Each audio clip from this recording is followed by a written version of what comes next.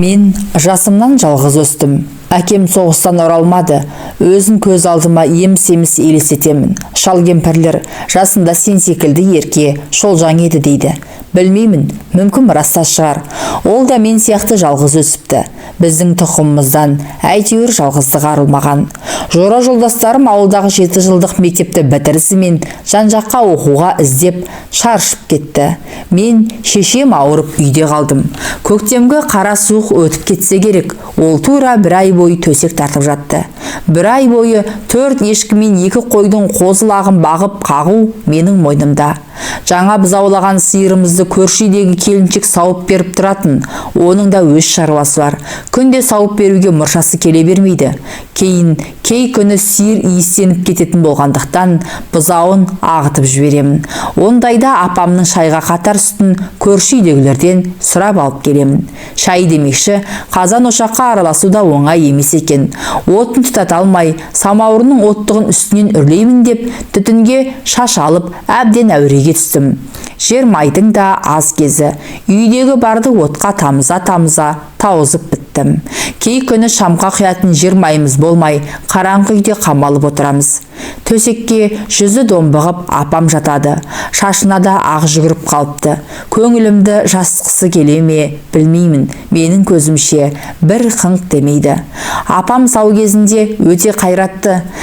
Қора тазалағанда дәу қап шымтезекті қиналмай көтере беретін. Жұмысына ширақ, азулы болғанмен үй ішінде ол кісіден жұмсақ адам жоқ. Маған мейірімі түскені сонша, жарығым, жаншылмай еркінішші деп ауыр жұмысқа араластырмайды. Бойың өспей қалады деп суда тасытпай қалады. Апамның арманы осы жарығым оқымысты, я өнерлі болса екен дейді. Сондықтан қанша кітап сатып алсам да қолымнан қақпайды. Бір ешкісін қолқаға салып, біреудің домбырасын алып берді. Бір ай өткен соң апам аурудан айықты. Әйткенмен бұрынғы халінің жоғын көріп жүрмін. Бір жағынан колхоз жұмысы, бір жағынан үйдің қат-қабат тіршілігі қабырғасын қайыстыратын сияқты. Онысын сездіргісі келмейді, бірақ мен біліп жүрмін. Аяймын өзін. Апа, бір жылша жұмыс істемей-ақ қойыңызшы, табысты мен тауып береймін, дедім. Қой жарығым, әлден ауыртпалықты саған салсам не болғаным деп бой бермейді. Сөйтіп жүргенде ауру тағы қайталанды. Енді үзілді кесілді айттым. Апа дедім, мен енді қара жұмыс істесем де сізді асыраймын.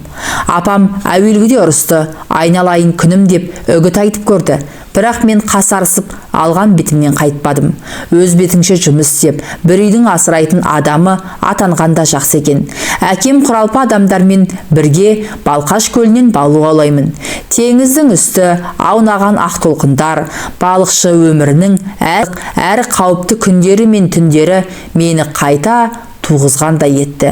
Үнемі үлкен адамдардың ортасында жүрген соң, өзің де тіршілікке байыппен қарай бастайды екенсің. Әкелген алғашқы табыстарым апамды қуантушы еді. Бірақ айықпайтын бір мұңды байқаймын. Қатарымнан қалып, қара жұмыс істеп жүргенімді сірә намыс көреді-ау деймін. Қанша дегенмен ауыл іші ғой.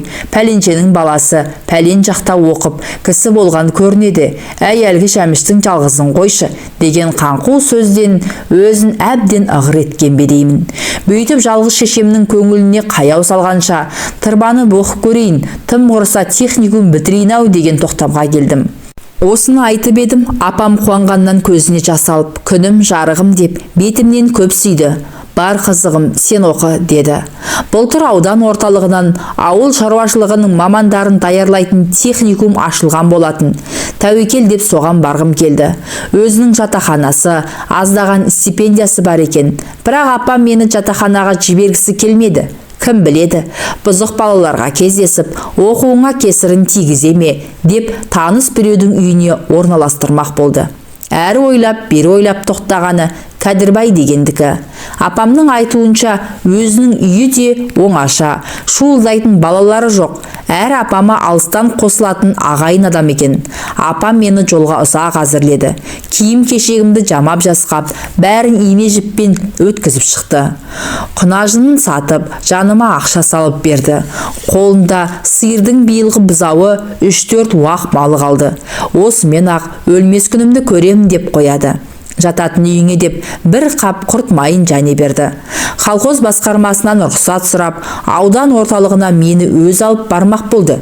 Несіне әуреленесіз, өзім де жол таппаймын ба дегенімде, өзім жайғастырып қайтпасам, сен не білесің, әлі басың шикі деп көнбеді. Біздің колхоз аудан орталығынан алыс болғандықтан самолет қатынайтын. Әнем не дегенше жетіп қалдық. Апам самолет ішінде құсқан жоқ. Жел қанша шайқаса да тырп етпей отыра берді. Жүрегі мықты екен. Әуелі мен жататын үйге келдік. Сосын балаша қолымнан жетелеп техникумға ертіп барды. Директорға өзі жолығып, мені қатты тапсап кетті. Ұялып теріс қарап тұра бердім. Апам жүрерінде оңаша алып шығып, ал енді құлыным, адам бол, оқы. 17 жігіт жасы, өзіңе өзің мығым бол деп ақылын айтты. Апамды самолетке мінгізіп жібердім де, көп уақытқа дейін қарап тұрдым. Самолет бұлдырап көк аспанға сіңіп барады. Бір сәт анасынан бөлініп қалған балапан сияқтымын. Бірақ апамның 17 жігіт жасы дегені ойыма түсіп, бойымды тез жидым. Біраз уақыт өзіммен өзім оңаша жүргім келді. Селоны қиғаштай кесіп өтіп, өзен жағасына келдім. Көк шалғында аунап біраз жаттым. Күн батар мезгілде биіктеу бір дөңнің басына шығып, өзіме бейтаныс селоға сыртынан қарап тұрмын. Біздің колхозда емес, көшелері жағалай, тал терек, үйлері де еңселі. Осы мезгілде біздің ауыл азан-қазан болып жатушы еді. Мұнда оның бірі де жоқ. Шаң-шаң етіп үрген иттерден басқа ушу болып жатқан малды көре алмадым. Көшелер мен жолдың шаңын шұбартып машиналар өтеді. Ал бізде мал тұяғы көтерген сар топырақ шаңнан күннің көзі көрінбейтін. Күн батып, қас қарайғанда көңілім бір түрлі елегізіп, жабырқау тарта бастады. Тағы да жалғыз шешем, ауылдағы құрбыр құрдастарым, үсті басым алмандай, су балшықты ағалар есіме түсіп, қобалжып кеттім. Бәрі де мені су ортасындағы аралға тастап кеткен сияқтанды. Ел орынға отырған шақта жататын үйіме келдім. Бағана күндіз келгенімде үйден ақсары келіншек шығып қарсы алған. Өз сондай ақ жарқын, жылы жүзді екен. Апамның жиен інісі үйінде жоқ екен. Келіншегінің айтуынша кеңседегі қызметінен түскі тамаққа келуге тиіс. Біз үй иесін тостық. Жол жөнекей бұл үйдің жай-жапсарын апам түсіндіріп келген. Алыстан қосылған Кәдірбай деген бұл інісі аудандық мал дайындайтын мекеменің бастығы көрінеді. Өзі соғысқа барған, шамасы шаруашылық жағында жүріп, нағыз қан майданды көрмесе керек. Қол аяғы бүп-бүтін, жарақаты жоқ дейді. Апамның айтуына қарағанда, бұл өз өлмейтін жерінде, өлейтін жерінде білетін еті тірі пысық адам. Шешесі марқұм сондай еді, деп қояды апам. Кәдірбай майданнан қайтып келген соң 5-6 жыл сал жүріпті де, осы Балжанға үйленіпті.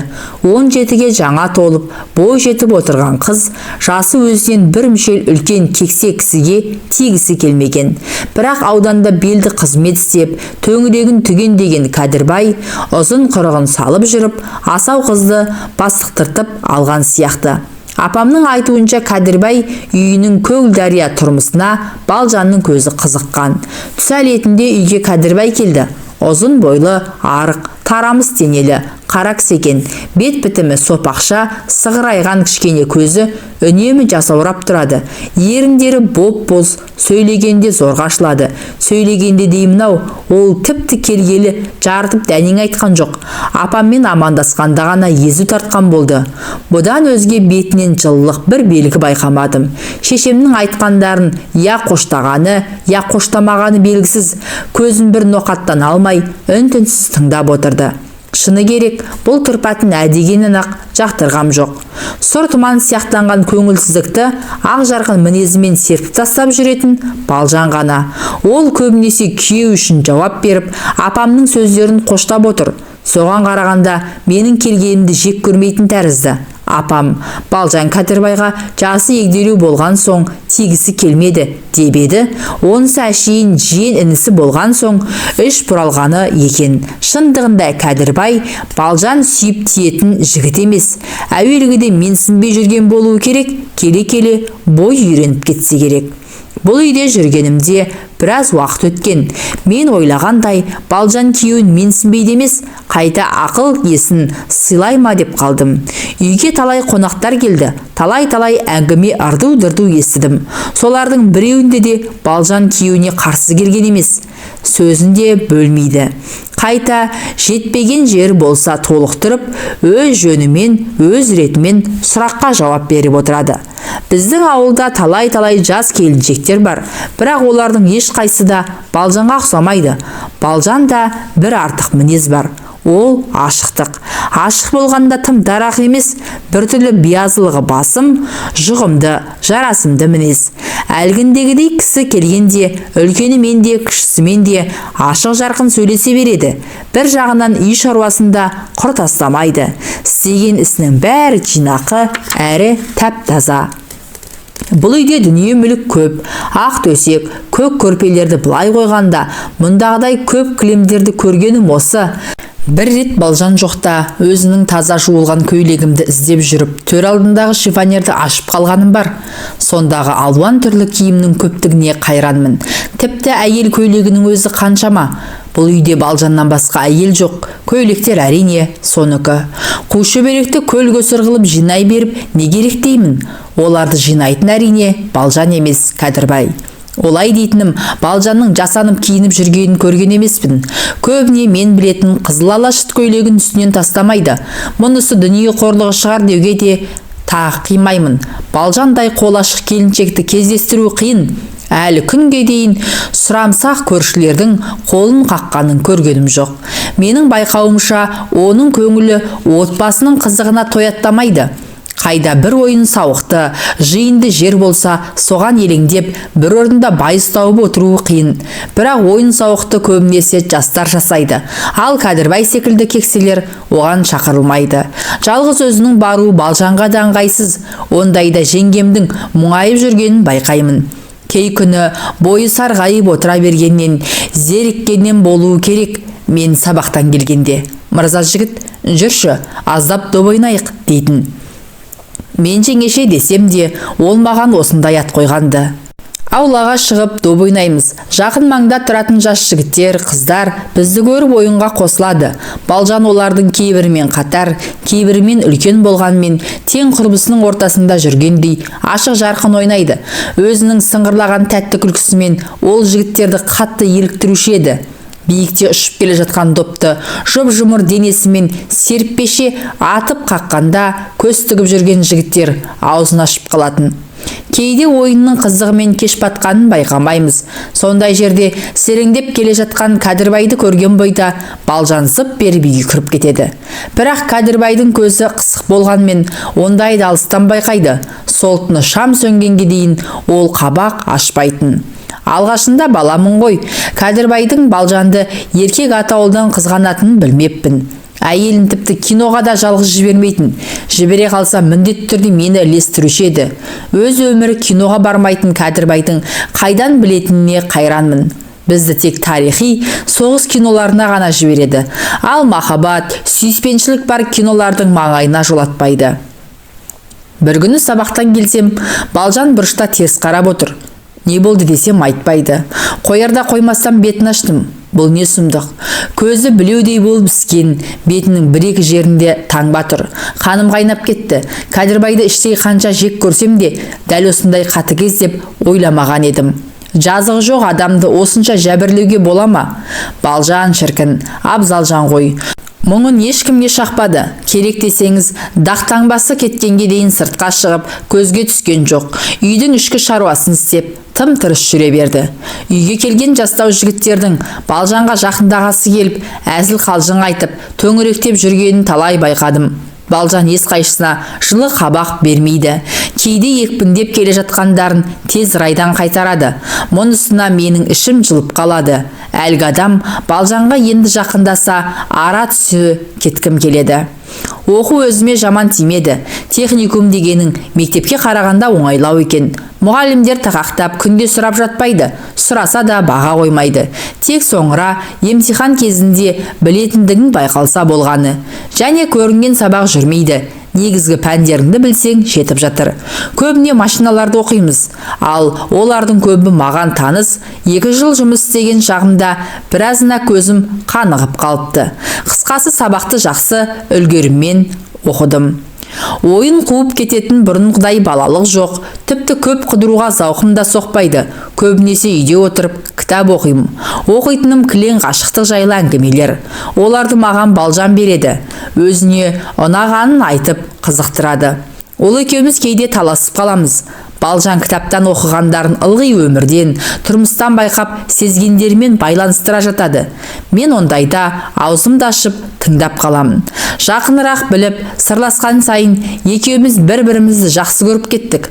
Мен енді сабақтан үйге қайтқанша асығатын болдым. Балжан мені жұмысқа салмайды. Үйдің жар шаруасын өз істейді. Кісі үйінде жүрген балалардың көңілсіз әңгімелерін талай-талай естіп едім, ал Балжан маған біреудің баласы деп қараған емес. Ауылда жүргенде өмірі монша дегенді білмеуші едім. Анда-санда үйде шомылатынмын. Бұл үйге келгелі Балжан күйеуі моншаға барса болды, мені ілестіріп жібереді. Кәдірбайдың тыртиған арық денесін көру онша көңілді болмаса да, мен Балжанның айтқанын екетпеймін. Өйтпесем ол ренжіп қалатын сияқты көрінеді. Моншада Кәдірбай көбінесе арқасын маған ұстады. Онысы жаман. Қайтейін, амалсыз көнем. Қашқанмен қайда барасың? Бұған дейін мен ешқайда жұмсамайтын Балжан бір күні ойда жоқта: «Мырза жігіт, жүр екеуміз өзен сыртынан отын алып келейік», деді. Қазір ме? Барайық деппін. Өзен жағасына келдік. Балжан күндізден бір балшының қайығын дайындап қойған екен. Балжанды отырғызып, ескекте өзім алдым. Іленің ағысы қатты болатын. Қайығымыз жеңіл екен. Сонда да ағысқа қарай тік салу онша оңайға түспеді. Бірақ намысымды бермей барымды салып келемін. Сірә тіріліп кеткен болуым керек. Балжан бір-екі рет күліп, «Кел, кезектесіп есейік» десе бергем жоқ. Балжан, «Бәсе, жігіт адам сөйтеді» деп қойды. Жігіт деп атағанына дардай болып, ескекті онан әрмен шықына тартамын. Тер одан да, бұдан да сұрғалады. Бәрібір ескекті бермейтінімді біліп, Балжан менің қиналған түріме қарағысы келмегендей қырын қарап отырды. Өзеннің ар қабағында бір кезде сексеуіл үйілген екен. Орында уақ томарлар әр жерде шашылып жатыр. Біз соны тердік. Әнем не дегенше қайығымыз толып қалды. Балжанның ал енді осыда жетер дегеніне қарамай, мен тағы да бір құшақ томар әкелемін деп жар асып кеттім. Білегіме буып, бір құшақ томарды мықшия көтеріп келсем, Балжан шешініп суға түсіп жатыр екен. Мен ұялғанымнан әкелген томарымды тастай қашпақшы едім. Балжан: «Мырза жігіт, ыстықтасаң суға түсіп ал», деп айғайлады. Мен өзеннің басқа бір иініне барып шомылмақшы едім. Менен ұялмай-ақ қой, деп жымиды да өзеннің ортасына қарай малти жөнелді. Апыл-ғыпыл шешініп, мен де суға қарай кеттім. Ыстықтап келіп, суға түскеннен артық рахат бар ма? Бір-екі рет ұзақ сүңгіп, Балжанның соңынан құлаштай ұрып жүзіп келемін. Мен жақындағанда Балжан кері қайтты. Осы арада өнерімді бір көрсеткім келіп, ауаны кеудеме толтыра жұтып алдым да сүңгіп кеттім. Су бетінде жүзіп келе жатқан Балжан менің қалай қарай бет алғанымды байқаған жоқ, ал мен тура соның өзіне қарай сүңгіген болатынмын. Су бетіне шықсам Балжан жоқ, сірә мен іздеп жүрген болуы керек. Мұнысын ойнағысы келгенге жорып, менің де оны су астынан қармағым келді. Бір кезде екеуміз соқтығысып қалдық та су бетіне шықтық. Балжан қою шашын кейін қарай сілкіп тастап, ұсақ тістерін көрсете күлді. «Тү, қатты шошыттың ғой». Әлгінде мен оның иығынан ұстай алған болатынмын. Бұрын көйлегінің ішінен жөнді байқалмайды екен. Иығы жұп-жұмыр және тығыз көрінді. Неге екені белгісіз, сол иықтан тағы бір ұстағым келді. «Кел, жала ойнайық», дедім. Мен оған сен деп сөйлейтінмін. Жағаға жеткенше ойнасақ ойнайық, деді. Мен қаштым, ол қуды. Мен әрі сүңгігіш, әрі жүзгіш атанып жүргенмін. Балжанға жеткізе қоймадым. Кішкене шаршағандап, қайтадан өзен ортасына қарай жүзіп едім. Балжан: «Жағаға», деп айғайлады. Ал мен не болса да өзенге жақындағым келді. Сүңгіп барып әдейі жанынан шықтым. Ол маған қолын тигізіп Сақылдай күлді де қайта сүңгіп кетті. Бірақ мен алысқа ұзамадым. Іле қолымды созып едім, аяғының ұшына тиді. Оған да қанағаттанбай, суды қатты серпіп жіберіп, жақындап келдім де белінен құшақтай алдым. Ол бұлқынып кетті. Екеуміз де бетке шықтық. Су астындағы ойынымыз осымен бітті. Ай, ұрсатын шығарақ деп едім, өйтпейді. Қайта әлі ойнағысы келгендей, ал қашпайсың ба? Деді. Мен сүлесоқтау сүңгіп кеттім. Балжан маған оп-оңай жетіп келіп бір-екі рет шымшып қалды. Алғашқыда ыңқ деп едім, артынша әлгіндей құшақтай алған қылығым есіме түсіп, үн шығарғам жоқ. Екеуміз де кісі боларлықтай жерге келіп тоқтадық. Балжан теріс қарап тұрып, шашының суын шықты. Мен ренжітіп алдым ба деп, Балжан жаққа қарай бердім. Ол әлі үн қатқан жоқ. Бір кезде маған бұрылды да: «Неғып тұрсың? Кейін», деді. Ұрысқаны ма, жай айтқаны ма, айыру қиын еді. Мен суды шылпылдатып жағаға қарай аяңдап бара жатыр едім. Әлгіндегідей ойнағаныңның алды-арты осы болсын, деді. Бірақ бұл сөзін теріс қарап тұрып айтты. Жол бойы ешқайсымыз тіл қатыспадық. Қайықты тағы да мен естім. Төменге қарай ағыспен жүру оңайланды. Жағаға соғылмайым деп артыма жиі қараймын. Сонда да көзім Балжанда. Ол қырын қарап отыр, сұқ саусағымен суды сызып, біртүрлі ойланған қалыппен өзен бетінен көз алмай келеді. Үйге келгеннен кейін бірер күн жөнді жауап қатыспай жүрдік. Бірақ бұл оңашада. Бір қызығы Кәдірбай барда, Балжан бәз-баяғы мінезіне салып, менімен ашық жарқын сөйлесе береді. Емтихан аяқталды. Сабақтарды 4-5-ке өткізгім. Әуелгіде орташа оқып, соңынан жақсы көріп кеткенімді мұғалімім Балжанға мақтап айтыпты. Содан кейін Балжан Кәдірбайдың көзінше мені бір-екі рет көтермелеп қойды. Кәдірбай сол күні оңашада: «Бала, сен маған ұнап жүрсің», деді. «Осы бетіңнен аумасаң, оқуыңды ойдағыдай бітіретін түрің бар. Ал онан кейінгісін маған жібер. Өз қолыммен бір мықты жерге орналастырамын». Мен Кәдірбаймен әңгімелесуді онша жақтырмайтынмын. Оның жылуы аз, сылбыр сөздері бір түрлі іш пыстырады. Және сөйлегенде жоғары ернін көбірек ашып, екі-үш алтын тісін әдейі көрсеткісі келеді. Әрдайым маған жағымсыз көрініп жүрген адамның әлгі сөзі бұл жолы мені қуантып жіберді. «Менің сенен бір тілегім бар», деді ол тағыдан аздап ойланып. «Байқап жүрмін, Балжан сені жақсы көреді. Сен де бір ауыз қарсы сөз айтпайсың. Екеуің сірә сырласып шығасыңдар. Сен маған шыныңды айт. Балжанның сезікті жүрісі жоқ па?» Мен аң-таң болдым. Сезікті жүрісі қалай? Әуелгі сөзі бір мықты жерге орналастырам дегені жайлы емес пе еді? Үндемей қалуымның себебін сезді білем. Әрине, саған сездірмеуі де мүмкін, деп күрсініп қойды. Ол орнынан тұрып кетті де саусағын сытырлатып әрлі-берлі біраз жүрді. «Бала, былай», деді ол әлден кейін. «Ертең мен 5 күнге командировкаға жүремін. Ауылыңды, шешеңді сағынған шығарсың. Сонда да мен келгенше осында жүре тұр. Балжанды жалғыз тастамайық. Қайтып келген соң өзім самолетке отырғызып жіберемін». Мен бұған келістім. Бір жағынан сенім артып тұрғанына көтеріліп қалдым. Ал соңғы сұрайтыным, бұл екеуміздің арамызда сыр болсын. Балжанға да, басқаға да тіс жарма. Сезікті бірдемені білсең, өзіме ғана айт, деді ол. Осыдан кейін үй іші бір түрлі суық тартып кетті. Уызай үйіп тұрған семья тыныштығы астан-кестен болу алдында сияқтанды. Кәдірбай кетті. Мен енді шынымен ақ Балжанның жүрген тұрған ізін аңдитын болдым. Бір жағынан оған іштей өкпем бар. Әнеу күні ойнымды көтере алмай, алды-арты осы болсын деп зілді тастауы көкейімнен кетер емес. Балжан қия басқан жоқ. Менің аңду үшін қалғанымды білеме деймін. Осы бір көзге шыққан сүйілдей немеден ақ көрдім-ау көресін деп жүрме қайдам. Ал мен оны күні бойы күзетудемін. Қора жаққа ұзағырақ жүріп қалса, ізінше жетіп барамын. Жай шаруасын істеп жүрген ол маған көзінің астымен қарайды да жымиып күледі. Оған қысылатын мен емес. Қайтсем де қылмысының үстінен түсуге асықпын. Түс қайта құдықтағы суға кетіп еді, кешіккен соң үйдің сыртына шықтым. Балжан құдық басында бір әйелмен әңгімелесіп тұр екен. Мені көрді де шелегін көтеріп үйге қарай бұрылды. Мен өзімше басқа жаққа қараған болып тұр едім. Ол тұсымнан өте беріп: «Мырза жігіт-ау, үйді айналып шықпай қалғаның не? Бір мезгіл көңіліңді көтермейсің бе?» деді. Бұл сөзінен секем алып қалдым. Менен қысылып жүрген ашық білдірген сықылды. Осыған орай мен үйден шықпауға серт бердім. Жидеден шаптырылған кішкене домбырамды алып, үйдің көлеңкесінде өзім білетін бір-екі күйдің бастырмаласын шертіп отырдым. Балжан жаныма келіп үнсіз отырды. Мен де барымды төгіп зарлатып отырмын. Күй аяқталған соң Балжан: «Күйлер неге қайғылы?» деп сұрады. «Көңілділер де бар» деп келіншекті орындап бердім. Бұрынғы уақытта адамның қуанышынан қайғысы көп болған ғой. Күйлер соны шертетін шығар. Қазір заман басқа. Сөйткенмен бір адамның бақыты, бір адамның бақытсыз өмір сүретіні несі? Мен не деп жауап берерімді білмедім. Таңертең самаурынға салатын сексеуілді жарып бола беріп едім, қора жақтан Балжанның: «Мырза жігіт, бері кел, мына бір бөшкені қозғалта алмай жатырмын» деген дауыс естілді.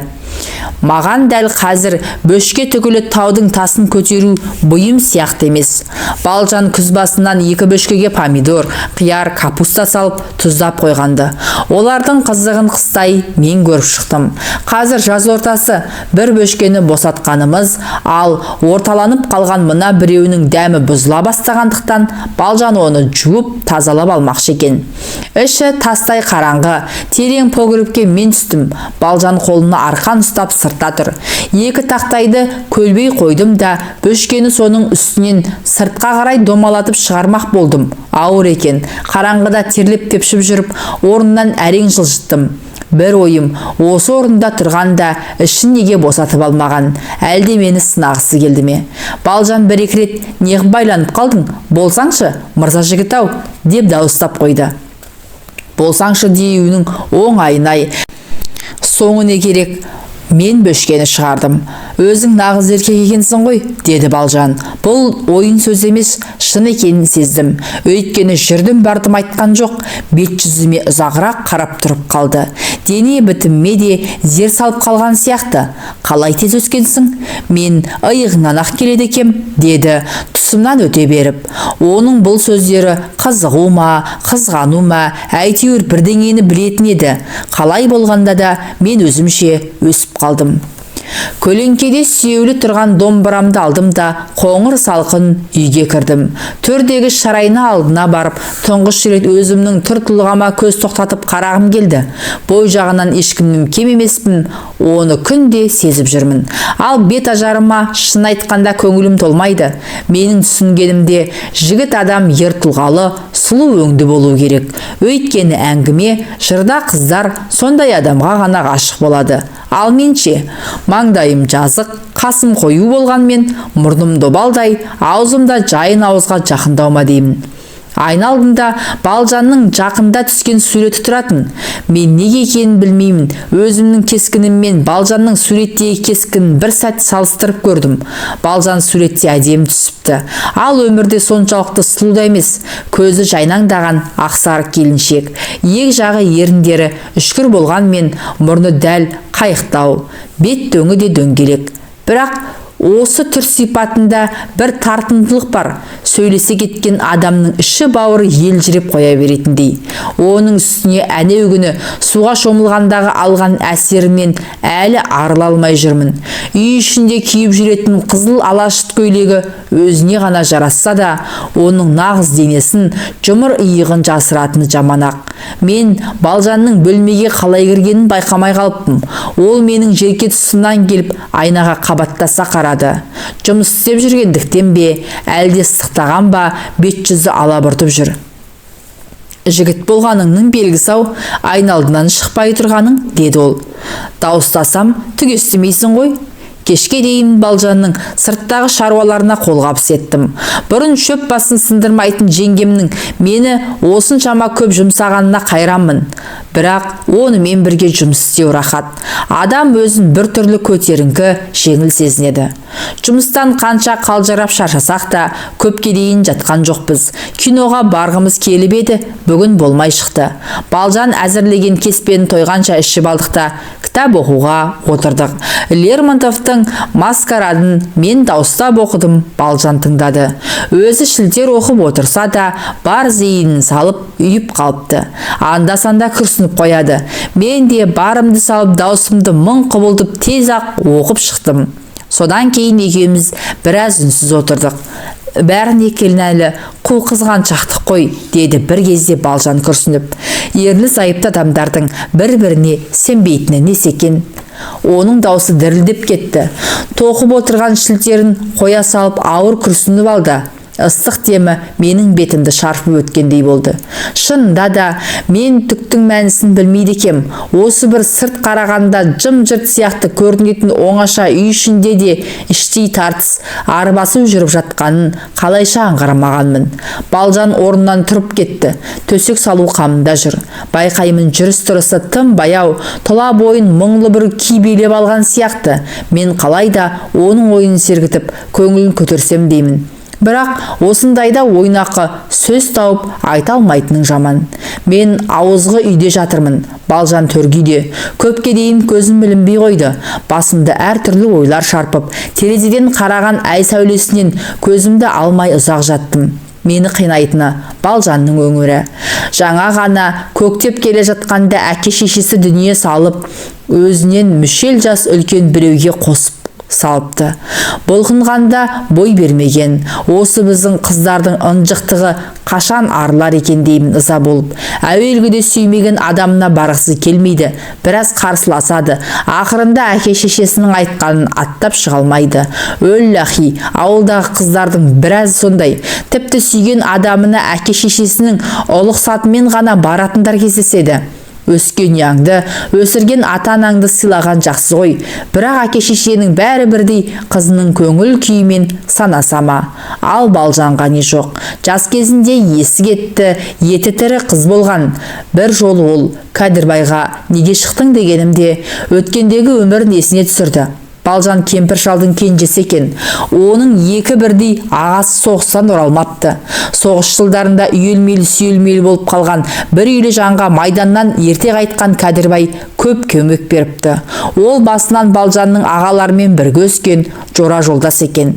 Басқа жақын туысы жоқ Кәдірбай бар тараптан өзінің тапқан таянғанын осы үйден аямаса керек. Оның үстіне Балжанның әкесі аурулы болыпты. Шешесі соған қайрайлап сырттағы жұмысқа шыға алмапты. Ауру шал дүние салған соң жалғыз қызмен қалған кемпірді Кәдірбай қолына алыпты. Қыз орта мектепте бітірісімен ақ шешесі қоймай жүріп, ақырында Кәдірбайға қосып тынған. Арманы немере сүю екен. Бірақ оған жете алмай дүние салыпты. Мен Балжанды аяймын. Бейшараны тағдырдың осынша тәлге кеткенінен, егер оқса, еңбек етсе, әйел болар еді. Керемет әйел. Ал қазірше ертеңнен кешке дейін өнбейтін үй шаруасынан босамайды. Көңіліндегі қайғысын бір түйгісі келеді. Көзім ілініп кетті. Сырттан шабалана үрген иттің даусына ояндым. Әлде біреудің кесек лақтырып итті қуғаны естіліп жатты.